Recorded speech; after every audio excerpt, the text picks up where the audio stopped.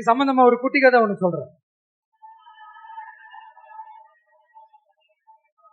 ஒரு நாட்டுல ஒரு ராஜா உனக்கு பக்கபலமா இருக்கிறதுக்காக, கூட துணையா இருக்கிறதுக்காக ஒரு தளபதியை தேடுறாரு. சரியான தகுதிகளோட ஒரு 10 பேர் செலக்ட் ஆகுறாங்க. ஆனா அதுல ஒருத்தர் மட்டும் தான் செலக்ட் பண்ணணும்.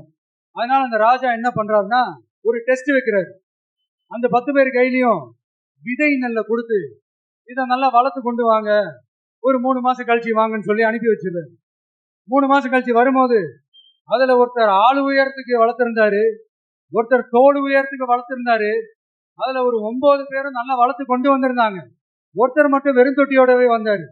என்னன்னு கேட்டதுக்கு, நானும் தண்ணி ஊத்தி ஊத்தி பாக்குறேன், உரம் வச்சு வச்சு பாக்குறேன், வளரவே மாட்டேங்குது ராஜா, என்ன பண்றதுன்னு தெரியலன்னு சொன்னதுக்கு ராஜா அவரை கட்டி அணைச்சிக்கிட்டு, இனிமே நீதான் என்னுடைய தளபதி, எல்லா அதிகாரமும் உனக்குதான் சொன்னாரு. ஏன்னா அந்த 10 பேர் கையிலையும் ராஜா கொடுத்தது அவித்த விதை நெல்.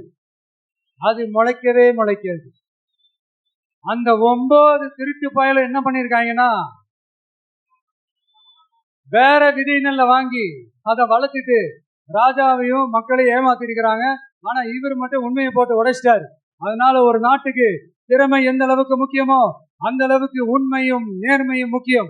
இப்போ நீங்க எல்லாரும் தான் அந்த ராஜா. நீங்க தேர்ந்தெடுக்க போற அந்த தளபதி